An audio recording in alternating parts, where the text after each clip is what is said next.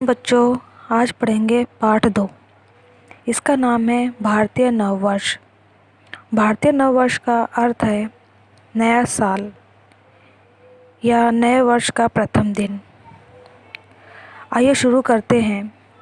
भारतीय नववर्ष चैत्र मास की शुक्ल प्रतिपदा प्रथम तिथि को मनाया जाता है।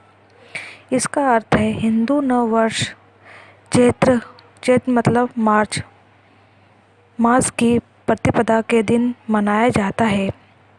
इस दिन से चैत्र नवरात्रि की शुरुआत होती है। इसे वर्ष प्रतिपदा महोत्सव भी कहते हैं। वर्ष प्रतिपदा का अर्थ होता है हिंदू पंचांग की पहली तिथि को प्रतिपदा कहते हैं।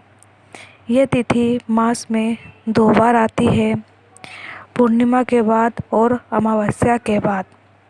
पूर्णिमा के बाद आने वाली प्रतिपदा को कृष्ण पक्ष की प्रतिपदा और अमावस्या के बाद आने वाली प्रतिपदा को शुक्ल पक्ष की प्रतिपदा कहते हैं। हम नववर्ष पर कुछ विशेष कार्य करते हैं। जो हिंदू नववर्ष है उस पे हम कुछ अच्छे कार्य करते हैं, जैसे कि अपने घरों को सजाते हैं और नए वस्त्र धारण करते हैं। नए वस्त्र मतलब नए कपड़े पहनते हैं। घर में तरह तरह के पकवान बनते हैं और बाँट कर खाते हैं। हमारे घर में नए नए तरह के पकवान बनते हैं और आस पड़ोस में बाँट कर खाते हैं। इस दिन सभी प्रकार के कार्यों का आरंभ करना शुभ माना जाता है। जो नववर्ष है, इस दिन जो भी कार्य हम शुरू करते हैं उसको शुभ मानते हैं। भारतीय नववर्ष से जुड़े ऐतिहासिक तथ्य, मतलब जो भारतीय नववर्ष के दिन जो कार्य हुए थे उसका आगे विश्लेषण किया गया है। एक देखिए, प्रभु श्री रामचंद्र जी का राज्य अभिषेक इसी दिन हुआ था। भारतीय नववर्ष के दिन ही प्रभु श्री राम जी का राज्याभिषेक हुआ था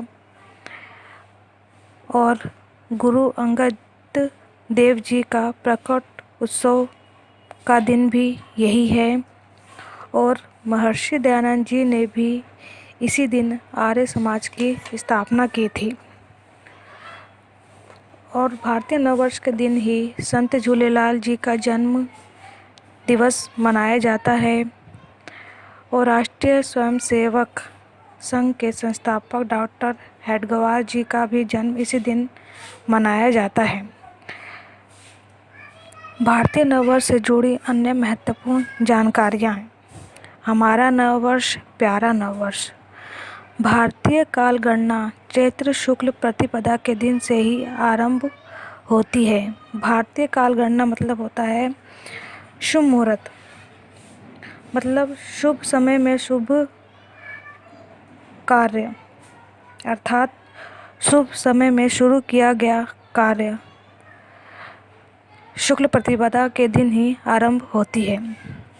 व्यापारी इसी दिन वर्ष भर का हिसाब किताब कर नए खाते आरंभ करते हैं। जो व्यापारी होते हैं अपने पूरे साल का जो हिसाब किताब होता है उसे ख़त्म कर नए हिसाब किताब आरंभ करते हैं। सम्राट विक्रमादित्य ने आक्रमणकारी शकों को पूरी तरह भारत भूमि से निकाला, उन्हें निर्णायक रूप से पराजित किया। उसी की स्मृति में इस दिन से विक्रमी संवत प्रारंभ हुआ है। इस दिन ब्रह्मा जी ने सृष्टि की रचना की थी। मतलब ये जो भारतीय नववर्ष है इतना महत्वपूर्ण है कि इस दिन ब्रह्मा जी ने पूरी सृष्टि मतलब पूरे संसार की रचना की थी। जय हिंद।